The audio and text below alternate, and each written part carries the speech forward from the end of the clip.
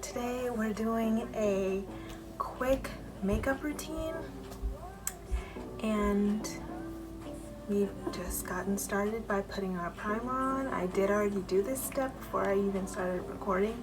So this is, of course, it's going to be missing from the video, but I'm just showing you what it is. It's by the company Milk and it's the Hydro Grip Primer. It's got a bunch of great things in there. It's kind of gooey to give that grip for the foundation, but it's got a lot of plant-based things in it. Like it's got, sorry, like little things are flying. It's got aloe vera goo, agave goo, and a lot of plant-based things that help your foundation stick to your skin for the day, and it guarantees 24-hour hold. And I haven't been using it as much as I would like to. Sorry guys. I haven't been using it as much as I would like to, but the times that I've used it, it's been really good, so it's something that I'm going to start using more. I just have so many primers to choose from that sometimes I switch it up, or I do like a pore minimizer one or just a different one. So we've got the primer on. That step's not going to be in it, but I showed you which one I use. Now we're going into the foundation. It is still kind of warm outside. Like yesterday I had on a full coverage foundation by Bobbi Brown and I even feel like I applied a little bit too much foundation, and I hate that feeling. I felt a little weighed down. I felt kind of clogged, and then in my day it was just hot. And so instead of a full coverage foundation, we're going to use the tinted moisturizers that I have, and that's going to be my foundation. So I have two tinted moisturizers that I mix together for my perfect shade, and they're these two.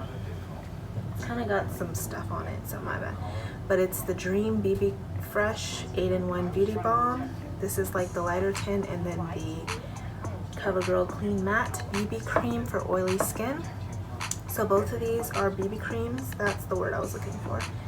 And we're not going to put that much, because whether it's BB cream or full coverage foundation, you want to keep it as chill as you can when it's hot while still getting some coverage. And I'm just going to mix those two colors together, so it's like a lighter hue and a little bit darker hue. But it makes my perfect shade, because the dark one's too dark for me and the light one's too light for me. So I mix it up. And I'm just going to blend with these two fingers.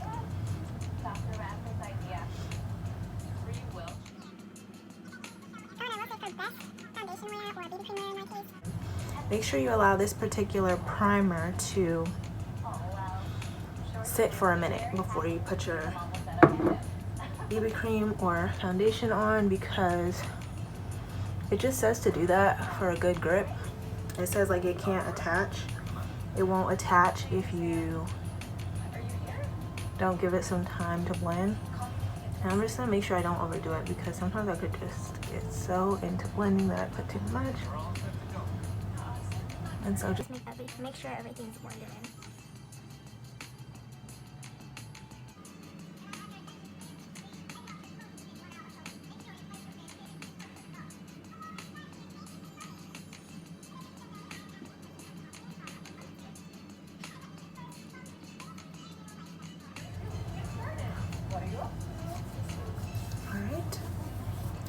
So the BB cream is blended all the way into my skin, and it just already feels so much more lightweight than the Bobbi Brown foundation. No hate, no shade on the foundation from Bobbi Brown. It's a great brand, great quality, but it's definitely more of a winter type coverage for me. Like, to me, to wear that foundation when it's crisp and cool outside would be absolutely 100% perfect. But when you're dealing with summer heat and summer vibes and sweat, perspiration, it's just too much coverage. It's like hell. So at least with the two specific products that I had from Bobbi Brown. So the BB cream is a much lighter touch and just a better fit for this weather as we gracefully go into fall. So I've got my BB cream on top of my Grip Primer by Milk, and it just looks so cool. It really does deliver just as much as it looks like it would. Like, some things just look good but they don't actually deliver. This doesn't just look good, it actually delivers as far as a primer. I just need to use it more, but it really gets that grip, like that sticky grip where it's like firm hold for the whole day. There's no slipping or anything.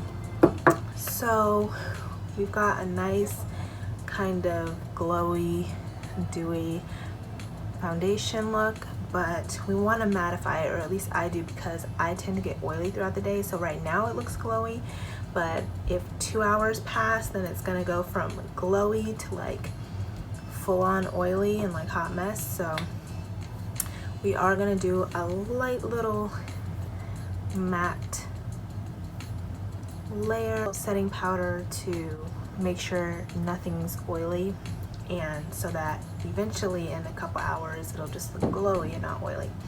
So the next thing that we're gonna do is we're gonna do the contour, highlight, and before that though, I'm just gonna go ahead and put my eyeshadow on. So let's get that over with.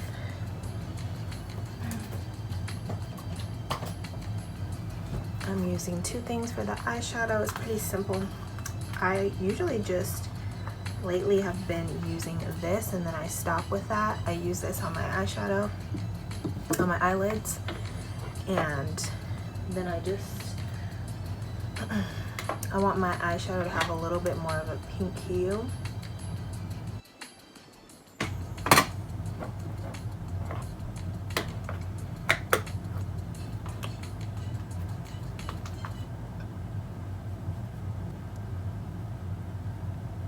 So I'm also going to use this purple shade called Beauty. It looks dark, but when you really light hand with it, it actually just makes a light pink color. So that's what we're going for, especially when you blend it with like a brown, just taupey highlight. And I mean just real light-handed, because when you overdo it, you end up paying the consequences and you used up more product. So it's like stupid on two fronts. So by Hoola.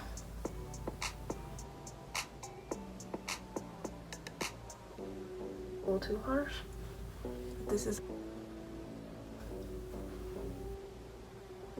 fit. I love it. And like the darkest shade, Toasted, so that it really like defines. And we'll blend that in a little more in a minute. Later, I'm gonna use this to see a little better.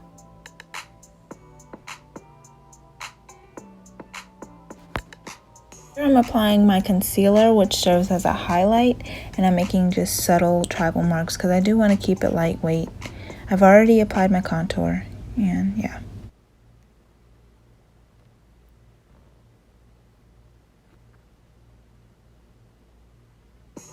We still gotta kind of blend in the low light because you can kind of see the bronzer. So let's do that real quick with one of my favorite brushes. These, everyone knows what these are, and it has the different settings, minimum, mid. Oh, Real Techniques brushes, you know, don't have the settings, but you know, this cool one does, which a lot of people have this one. I am gonna do eyebrows and eyelashes, and then we can just do the setting powder and we're done. So here I'm just cleaning up my eyebrows with a light concealer. Little layer of powder.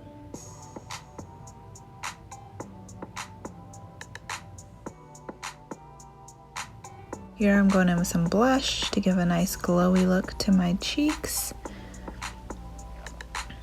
A little flustered glow, a little dewy glow. And then now I'm moving on to add some bronzer on the cheekbones.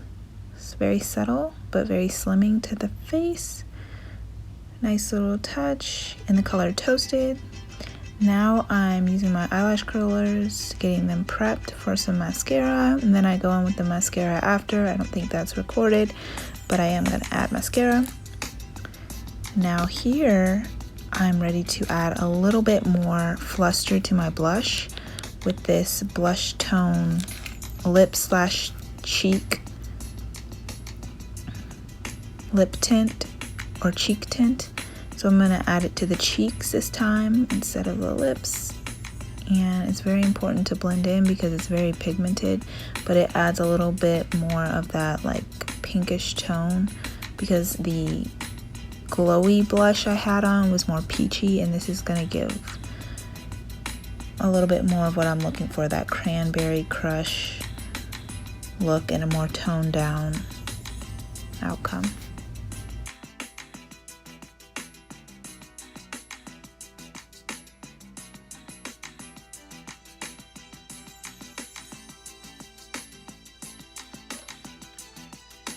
Of me talking in the video, and then there's voiceovers that you guys heard. So comment below, leave any questions that you have, and I will put all the products that I use down below. Still warm outside, and we use BB cream, not foundation. And